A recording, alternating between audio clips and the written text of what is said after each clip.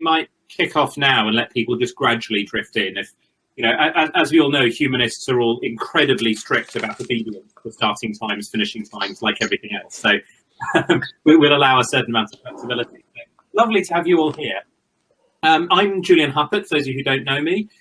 So I used to be Member of Parliament for Cambridge back when we had a government that was a bit more competent than the current one, and was quite involved at the time with humanist organisations. I was, I think, vice chair of the all-party group. I'm a patron of Humanists UK. As I often say, I quite like patronising humanists. It's always a good pleasure.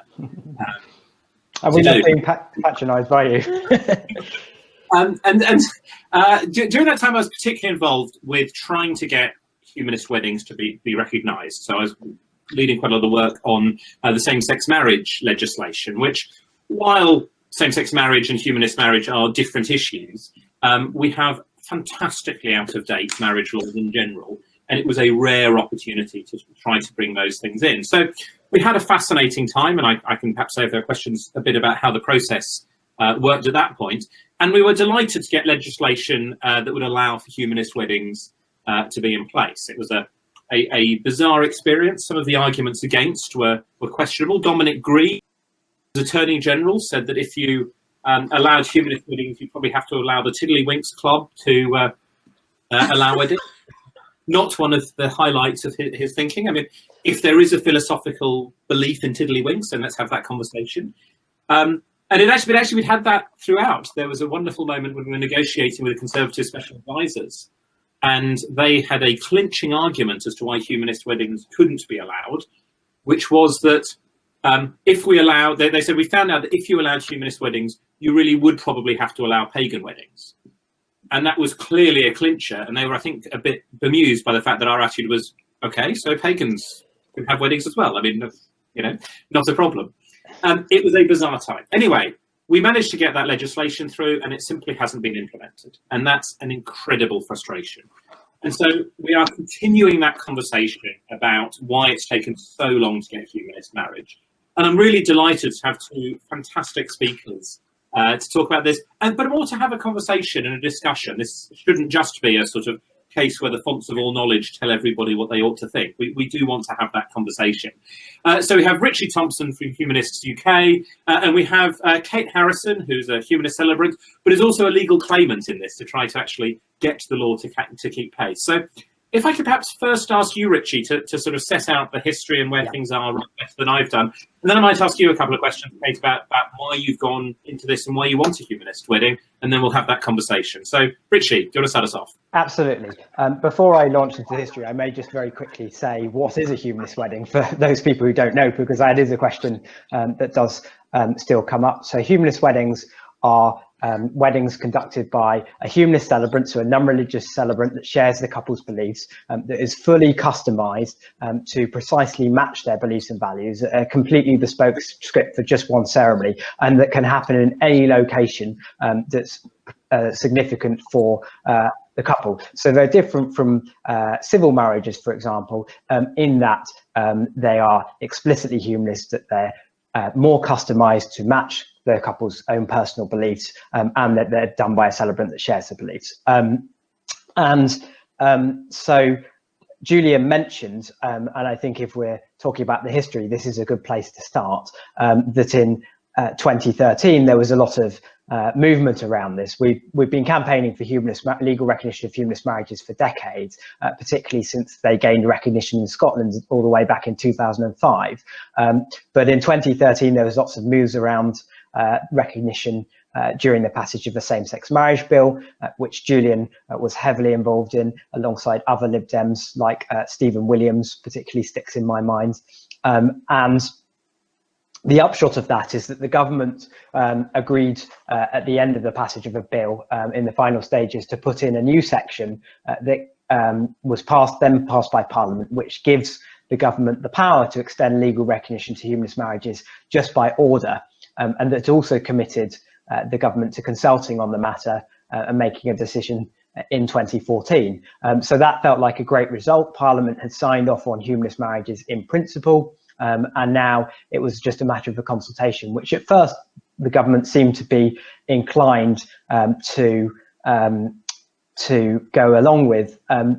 However, when that consultation was run by the Ministry of Justice in 2014, 95% of respondents came back in favour of legal recognition, but the government still decided not to do it anyway, because they decided that there were some complexities around marriage law. Julian mentioned how archaic it was, that they thought they might want to consider more. So they asked the Law Commission to look at the matter.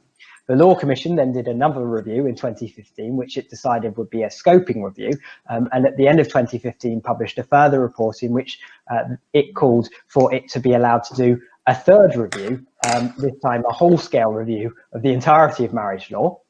So that's what the Law Commission said in late 2015. And then the government did not respond to that at all until 2017, when they said that they actually weren't going to do this whole-scale review, and as far as they were concerned, that was the end of the road for now. And that was the position until actually we threatened litigation, at which point in late 2018, they then revived the idea, of doing a whole-scale review, which they announced in late 2018. They didn't agree the terms of reference to that until mid-2019, and the public consultation that's happening as part of that review wasn't launched until this month. So it's taken 7 years to get to a third consultation on humanist marriages, and under the current timetable, what that would mean is that legal recognition really couldn't come into place until as soon as 2023, a decade since the Same-Sex Marriage Act. Now, in parallel to all of this, I mentioned that Scotland gave legal recognition in 2005, Republic of Ireland did so in 2012. In 2017, we took a legal case on the matter in Northern Ireland, and that resulted in legal recognition there in 2018. It's rare that Northern Ireland gets a progressive reform ahead of England and Wales, but this is an example of precisely that. And we've been taking our own legal case, which Kate will talk more about in a second, which this summer was heard before the High Court in July. And the court, when it ruled on that case, said that it is indeed discrimination under the Human Rights Act, that the government hasn't extended legal recognition to humanist marriages.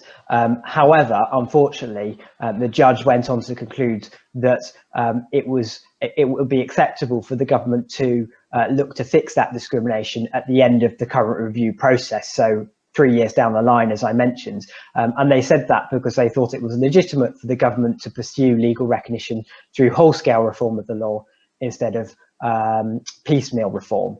Now, we think that conclusion is wrong, because in fact, the government is pursuing a number of other piecemeal reforms around marriage law, including extending civil marriages to be able to happen outdoors, looking at similar issues around religious marriages,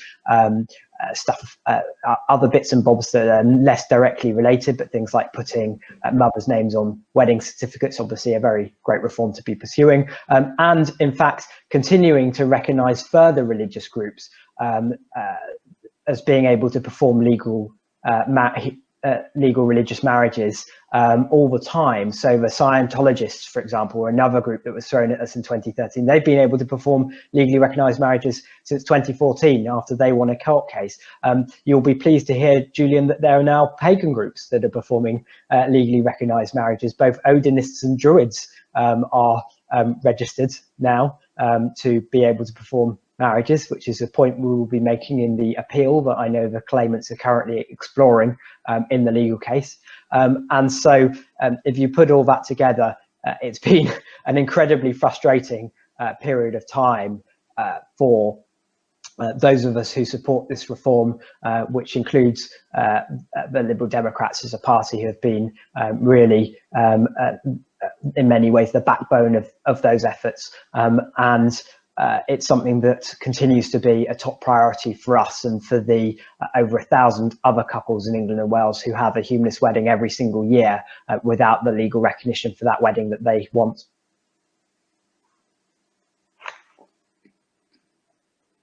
Richy, for take us through that, and a lot of dates and process, which I think goes to say just how complex the government is making this. There is no need for it to proceed in fits and starts like that. So Kate, over to you then. Do you want to say a bit about sort of where things are for you and why you wanted this to happen. Yeah, sure. So I'm Kate.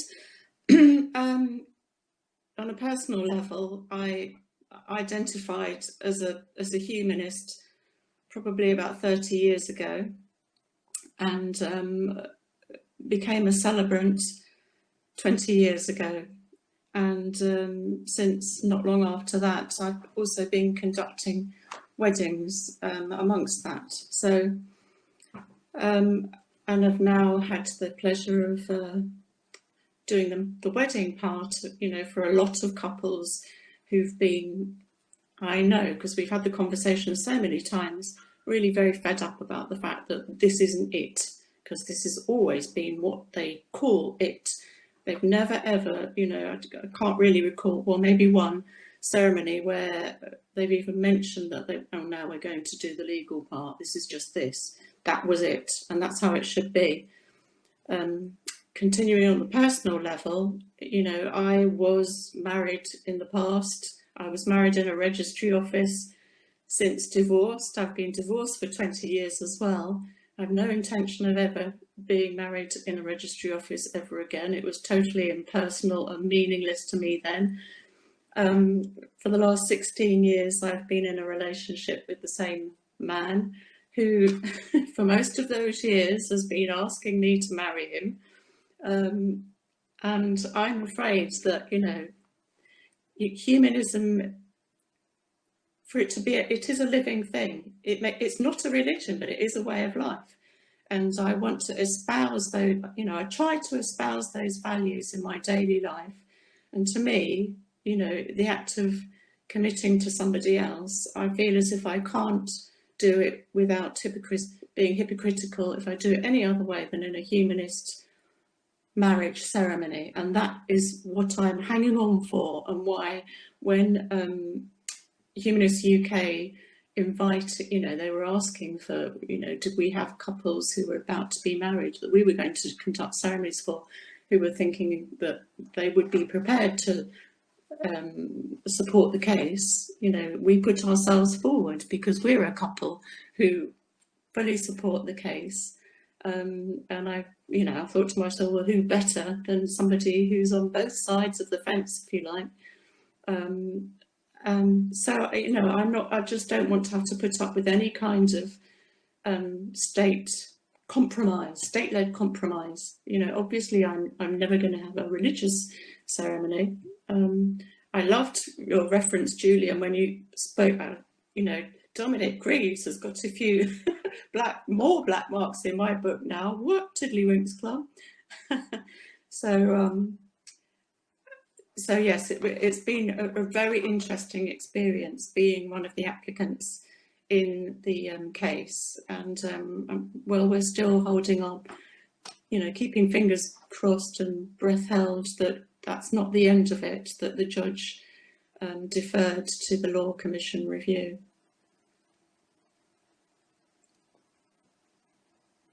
Well, thank you very much for coming to talk to us and say the house, but also for taking this on, not just for yourself, but for so many other people. You know, it is always feels like there's a bit of an undue burden on those people who take the challenges on. So thank you very much for doing that. So we have a few comments that have come up in the chat already, which I might come to in a moment, but I want to give people a chance to come up with, because they're mostly sort of technical questions about how things work. There may be other things people want to ask about. But can I first just ask both of you, while we're waiting for these, how much do you think this is an objection from people based on principle? You know, we've just had the anniversary of Charles Bradlaugh, who had to fight to be allowed to be an MP and not be religious. I can tell that story if anybody particularly wants to hear it. He had to fight an election 3 times to be allowed to become an MP without having to swear a religious oath. Is it an anti-religious thing? As a cynic like me might say, that it's fundamentally just a business decision. That if you look in Scotland, I think Humanist Scotland now are the biggest single conductors of marriages. They have overtaken the entirety of all the Christian sects put together.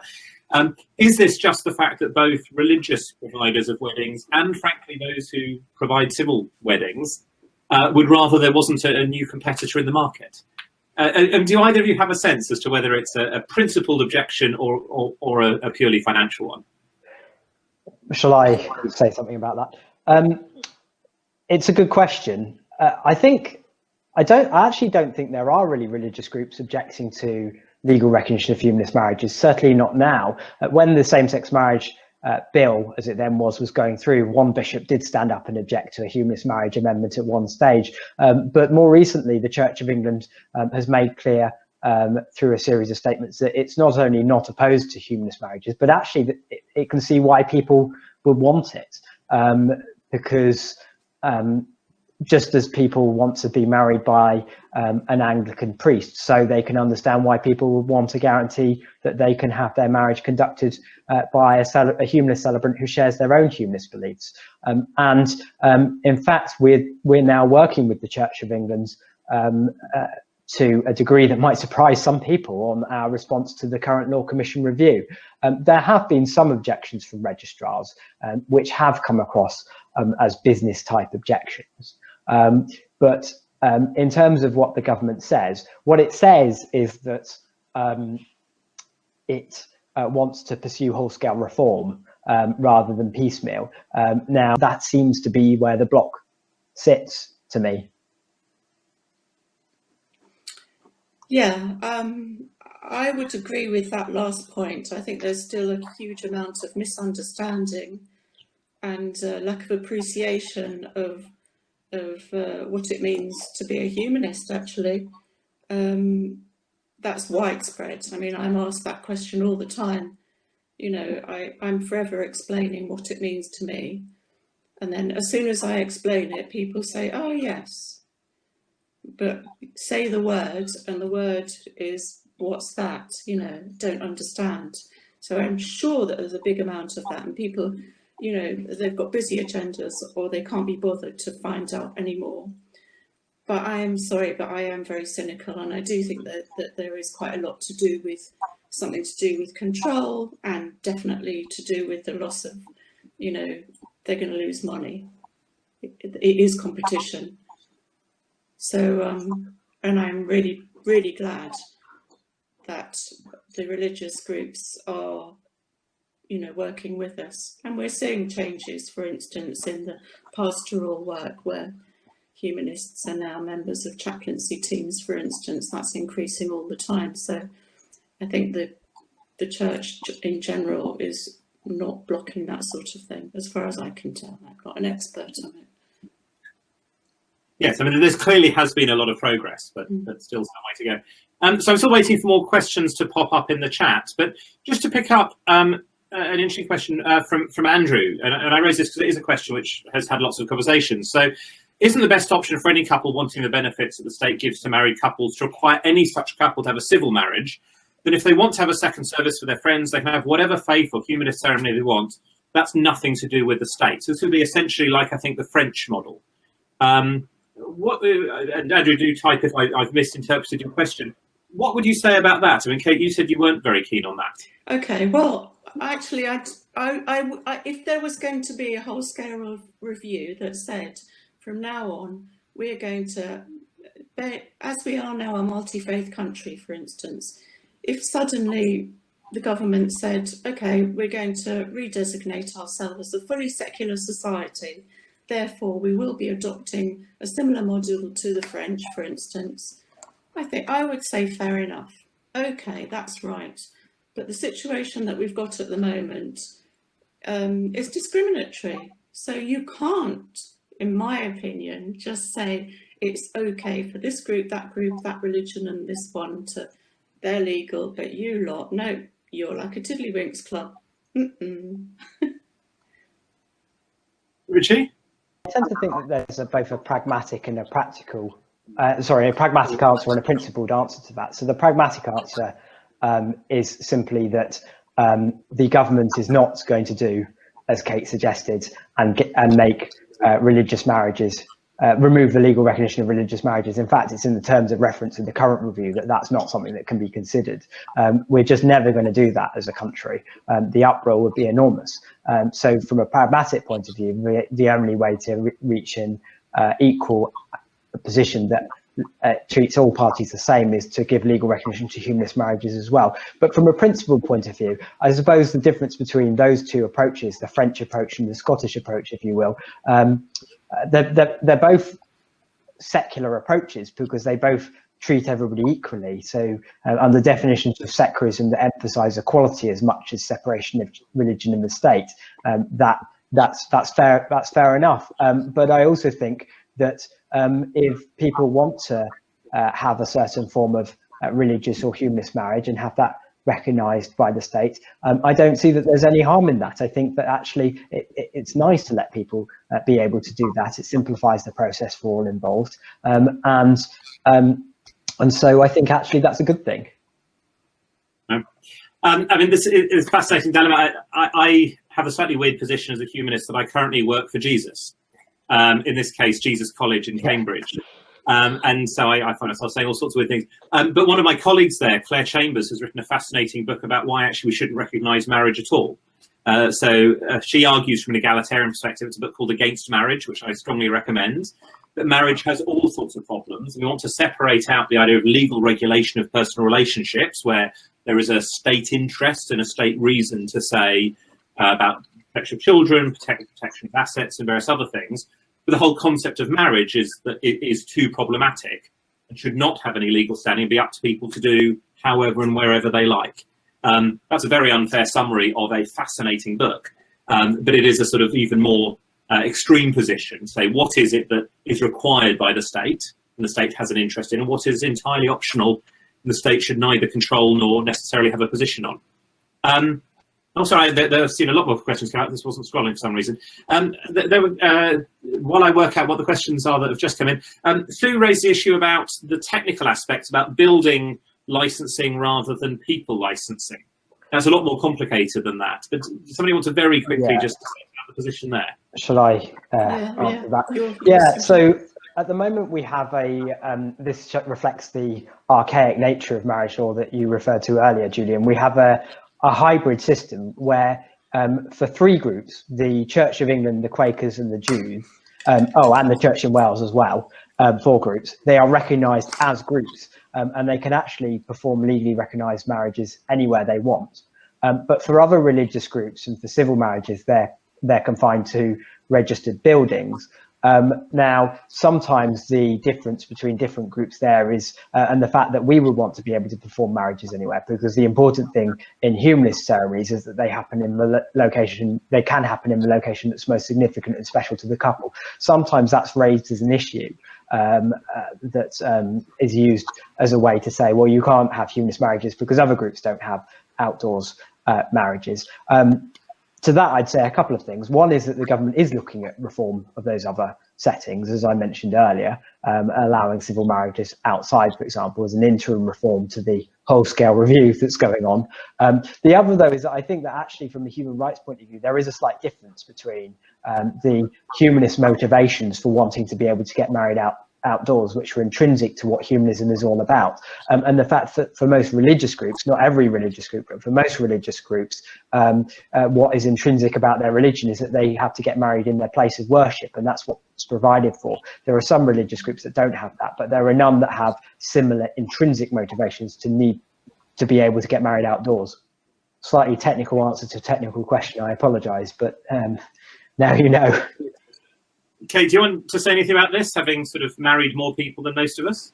Yeah, I mean, I think that for the majority of couples, it is very important, you know, to be able to have it outdoors, but equally, it's not always the case. You know, lots of couples just want the freedom to be able to, you know, somehow keep some kind of lid on the expense of marriage, frankly. And doing it in mum and dad's back garden is often a lot cheaper than having to do any of the other options, actually. So, yeah, I mean, it does seem odd to have a state-imposed regulation about where weddings can be. It doesn't feel to me like something that the state needs to be involved in. And it's fascinating, you know, again, dwelling into the Marriage Act, there is this special carve-out for Jews and Quakers. Which there isn't, and I'm sure somebody can correct me, for Catholics, for example. There's been some stuff in the chat about Catholics. Yeah. Catholics don't have those extra rights. But just throw in one other thing before that. It's also very weird that for the wording for a Quaker one is a marriage according to the usages of the Society of Friends. And for Jews, it allows any marriage between people professing the Jewish religion according to usages of the Jews. So interestingly, as long as you do a Quaker wedding, you can do anything you like, as long as the Quakers are. Yeah. You don't even have to be Quaker. Yeah, and the Quaker and Jewish thing dates back to the fact that back when Quakers and Jews first gained legal recognition for their marriages, the only form of legal marriage available before that was Church of England marriages. And the Church of England at that time was happy to marry anybody who had been baptized to Christian. And that ruled out, most notably, the Quakers and the Jews. So for that reason, it was decided that legal recognition would be extended to Quaker and Jewish marriages separately, when the Church of England would continue to try to claim everybody else, whether they wanted to be claimed or not. And for whatever reason, when marriages were subsequently extended to other religious groups and then civil marriages in turn, the provisions around places that were put in place were different from those that existed for groups that got recognition earlier. And so it is bizarre that, Quakers and Jews are treated differently from Catholic Muslims, which is hard to justify from first principles. Kate, is there anything else you want to chip in on this? No, I'm okay. So we've had a lot of comment in the chat. The only remaining question I can see at the moment is from Richard about the purpose of marriage, which is perhaps too profound for this. But if anybody wants to have a go about, is marriage about telling people you're a couple or letting the state know about your tax status? I can speak on that one because, Doing it just for the tax dodge, yeah? That's the... Right, please, anyone who happens to be at the Fringe event, please don't tell anybody else. But my partner and I are both 68 years old. And frankly, I don't really care whether we get married or not. It doesn't really matter to me. We're past the point of caring about it, really, from the tax point of view. From our point of view, it's very much about, making that public commitment, if you like, before we die. And that's it, honestly and truly, because we already know what our affairs, are about and what happens if I die, he dies and all the rest of it. It's not to do with that. So, yeah. Obviously, it depends what stage of life you're at.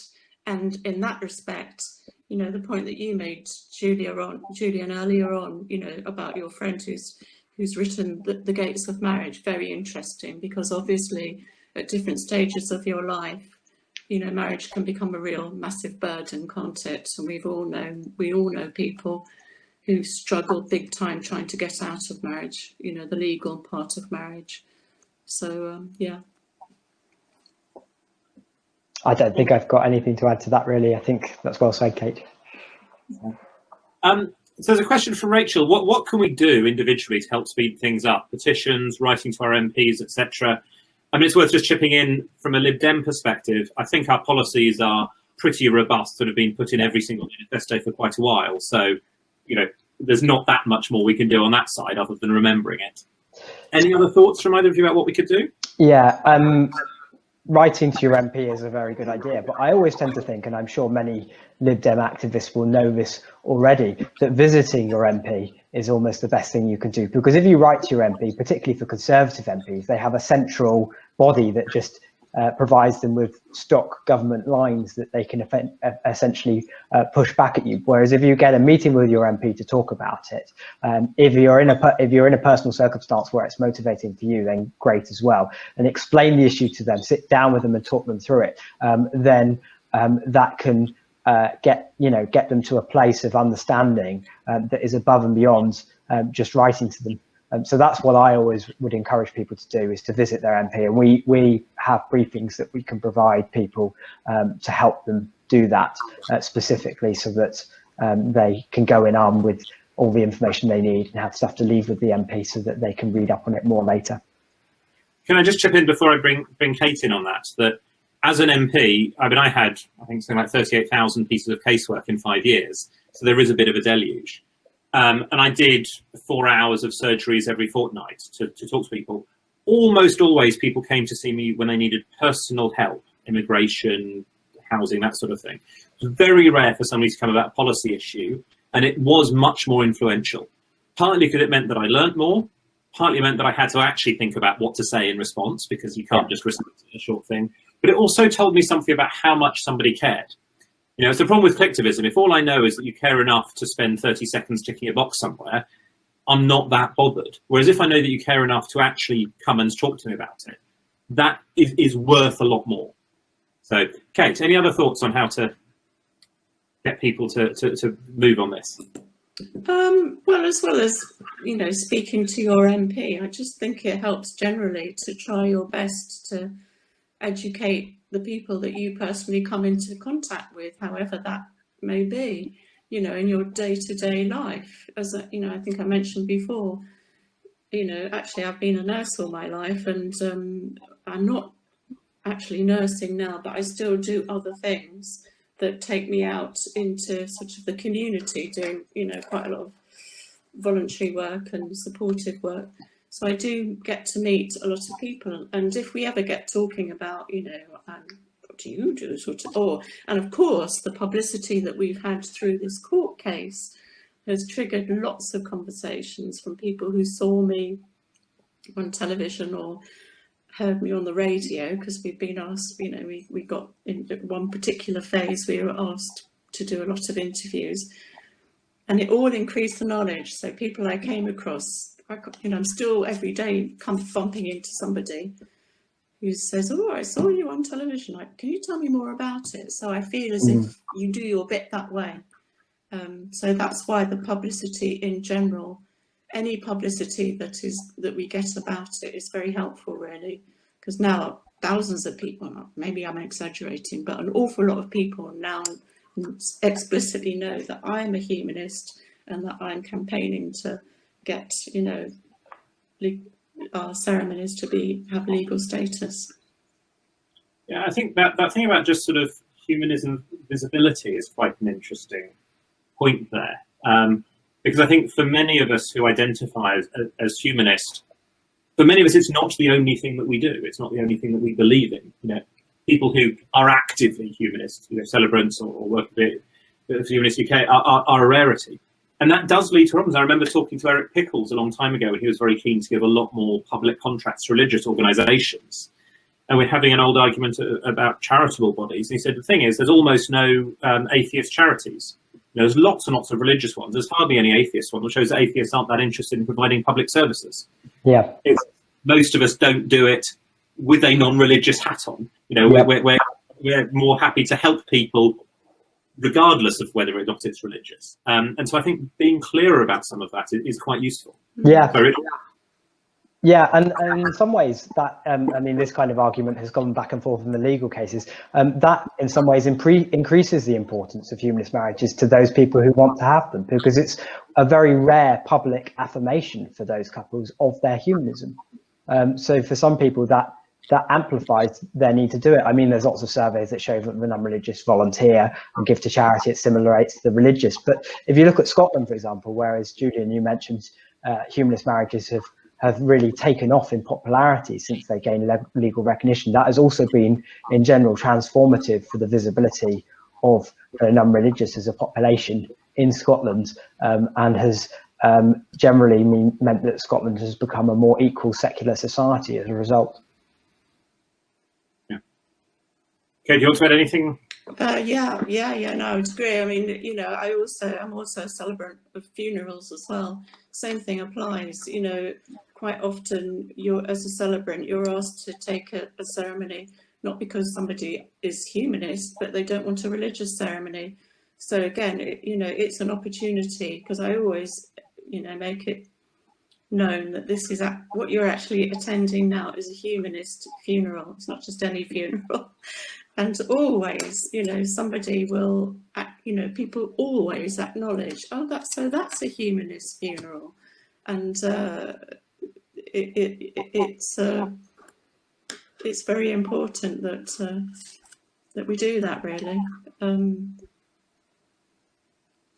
I just think that also if we do get legal recognition it will help a lot of people to just think about what they do believe in, because there are an awful lot of people at the moment, I just think they don't ever think about it really. You know, you go into hospital, what religion are you? And people will say C of E, whether they are or not. Yes, it's fascinating. Why do you think humanist funerals have become accepted so much faster? I think there's a very boring answer to that, and the same is true to some extent with namings in one sense, which is that for deaths, the thing that's regulated is the death itself, and similarly for births, it's the birth itself. The ceremony that goes alongside the birth and the death is not something that the state has any input in, whereas of course for marriages the state does regulate it, and so there's never been any block in when it comes to humanist funerals being allowed. But for marriages, we do have this block, which I will hasten to add, because I know there's been a bit of chat about this, is not necessarily, I think, an argument in favour of deregulating marriage from the state's point of view, but it has caused us those problems, that difference there. Moving then to there's a question I think Jim raised a while back about whether COVID limitations are actually a nice opportunity to push for outdoor weddings. That much easier to socially distance, much more sensible, frankly, to do outdoor weddings. Not one where there's quite like this, but is that an argument that goes down well? That it's actually much safer to do it outside, therefore we should allow them. We have been making that argument, and of course, and in fact, outdoor weddings are generally allowed already in Scotland and Northern Ireland, and so the humanist weddings that have been happening there with legal recognition have been generally outdoors. So yes, I mean, I would have liked to have made that argument more, if I'm honest, over the last 6 months, but we've just got continually waylaid by the regulations changing what is and is not permitted for marriages or for humanist weddings in general to a much greater extent at a more fundamental level. So unfortunately, I don't think anybody's had any time for that. And of course, as Lib Dems are acutely aware, there are wider problems with how the regulations have proceeded in England, where they're just by government diktat effectively and not with any parliamentary scrutiny, which has also limited the opportunity for input. But yeah, that is a very good point. Okay, so yeah, no, I mean, actually, an awful lot of couples have just delayed, deferred, or in some cases, actually COVID has made their relationship no more, so a lot of things, some people are reluctantly going ahead, with a very, very small amount of people, and it's all a bit tricky. But a lot of people have just decided they can't really go ahead. A lot of people are putting their life on hold, put it that way. Yeah, well, let's see how long that goes on for. As a side, on the way everything's been changing, there's a amazing book, The Unservile State, which came out in 1957, and was a sort of reinvigorated liberal thinking at that era, when things were pretty low ebb. And there's a section on civil liberties, which starts off by decrying the use of statutory instruments to achieve change. And I remember when I first read it thinking, that's such a peripheral issue in terms of civil liberty issues that we really need to care about. And I think perhaps the last 6 months have shown us that actually giving essentially carte blanche to a government to make whatever rules it likes, however it likes them, is a problem and is really quite a serious one. A couple of things. I mean, we're beginning to drift out. There's not many more questions. A lot of fascinating discussion going along the side. Civil partnerships in humanism. Where are things in terms of that? As civil partnerships as opposed to marriage. Civil partnerships in England and Wales and Northern Ireland are only provided by civil registrars. So the clue. The civil bit in the name means that it's not something that religious groups provide, and therefore, using human rights arguments, it's not something that we can push for. If a couple having a civil partnership wants to have some kind of religious blessing alongside their ceremony, then of course they can do so. And equally, if they want to have some kind of humanist ceremony alongside their civil partnership, then of course they can do so. In Scotland, the law is actually different, whereby religious and humanist groups do perform what are still called civil partnerships, but in the rest of the UK, that's not the case. So that's why it's featured less in the arguments. Jan's asked if there are any high-profile figures pushing for this, who would be worth following, who we should follow for people who want to learn more, other, of course, than Kate, Richy, and Andrew. Anyone else who you think is really good to listen to? I mean, our president, Humanist UK's president, Alice Roberts, is very articulate on this and all sorts of other issues and very passionate about it. Some of the parliamentarians involved in the campaign nowadays are also very passionate. The Lib Dem who's most active on it at the moment is Baroness Laurie Burt, who has been over the last few years the Lib Dem equality spokesperson, and so has had a relevant brief, but it's still kept up actively on it and has been working on it over the summer, including around the legal case. And there are various other people in the All-Party Parliamentary Humanist Group from across the political spectrum who are quite committed to it as well. Kate, who do you find exciting and enthusing on this, now that Richie's stolen some of the names? Well, gosh. Well, to be, you know, I'm not that, what was the word that you used earlier? High profile, something or other? I'm not, I'm just me. So for me, I kind of look for my sort of inspiration and leadership actually from the Humanist UK, and, you know, Richy's been doing a fantastic job, and Andrew, who's our, you know, he's the boss basically, you know, he's been doing a fantastic job. And actually by, you know, attending the being able to listen to the court proceedings, are fantastic lawyers who Yes. taught us a great deal.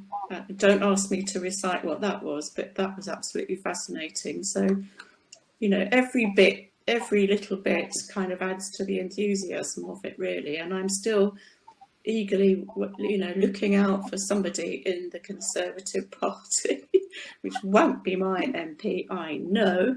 I'm not going to say who that is, to champion it, really. You know, I feel quite depressed thoroughly, you know, everything political at the moment. I'm totally fed up with, really. Well, there's an optimistic note for that. We're nearing the end. We've got 7 minutes left. Just to pick up on something. I do wonder if we could think about slightly more, you know, things for the future. So in the next few years, let's hope this is finally resolved and we allow humanist weddings to actually happen, to flourish, and that would be marvellous. What's next? What are the big things on the agenda after that? Do you mean in terms of, do you mean in general, our work in general? I think, yeah, one of our biggest campaigns that has also been running for a long time and feels like it's slowly getting somewhere is assisted dying, for both the terminally ill and the incurably suffering. I know that has been a focus of this group's of fringe events in recent years. The court cases that have been trying to change the law in recent years haven't really got anywhere. So now the focus is shifting back to Parliament, where MPs are slowly moving in favour, including a growing number of Conservative MPs, and also medical bodies, where the Royal College of Physicians recently moved from opposed to neutral, and the British Medical Association has just done a big member consultation on it as well. So that's a major issue for us. Another area of a big concern is education, whether that be faith schools and religious discrimination in admissions or the school curriculum. We've been doing a lot of really good work with Kirsty Williams as the Education Secretary in Wales, where she's redone the school curriculum, including explicitly putting humanism on an equal footing in the RE curriculum to the major world religions, which is fantastic, and means that Wales is now going to be a world leader in terms of that aspect of its curriculum. So well done to her, full credit, brilliant stuff. And more generally, a growing area of concern for us has been the persecution of non-religious around the globe, particularly through blasphemy and apostasy laws, but also through extrajudicial violence in countries such as Pakistan and Iran and Bangladesh. At the moment, the president of the Nigerian Humanist Association has been in detention for, I think, around 150 days, having been accused of blasphemy. And since he was arrested and taken into the prison system. Nobody's heard from him since. He just disappeared. He hasn't even had access to his lawyers and his family. And that's something we've been working closely with the UK government on, with various UN officials and with all sorts of parliamentarians who have been raising the matter to keep pressure on the UK government to do more in support of this gentleman whose name is Mubarak Bala. And now, Kate, just finally, if this happens, probably there's going to be a need for more celebrants, more humanist celebrants. Can you say a bit about your experience with Celebrant? Would you recommend it to somebody else? Should people step into that role? What I would say is that, as I said, 20 years more or less I've been a celebrant, and the thing that I love about it is that I always meet interesting people who are sincere in what they want to do, and that's lovely. So it's never a horrible experience, it's always a very pleasurable experience. And with regard to the funerals, I do all three celebrants. With regard to funerals, I was a nurse, so I spent my life, if you like, helping people through, life and death sort of thing. And I think it's a great privilege to be able to help people at that time. I'm now also a cruise volunteer, so I work with the bereaved there, and I think it's very important work. I think it's such a valuable thing to be able to help people at that critical and such a sharp time in their lives. It gives me, probably more pleasure than the other ceremonies, just to come away and know that that was a good funeral. And I honestly believe in good funerals. They are not necessarily bad things. So, that's why I do it. I can tell you now, I do not do it for what I earn because I don't make much money out of it at all, and particularly now through COVID and everything else. But I don't really care. I've always considered it as something that I'm lucky to be able to also do. And it's a privilege and an honour, and I definitely recommend it. I love it. Fantastic. And if you want to know what my next move would be, Richy's given us some great examples. For me personally, if we get legal status, I guess it'll just be a question of sending out some invitations and getting in a crate of champagne. Well, that sounds like a wonderful thing to do, and I hope you get good response to the invitation. Also, a crate of champagne's an awful lot for just the two of you to get through it. Kate, Richy, thank you both very, very much for joining us.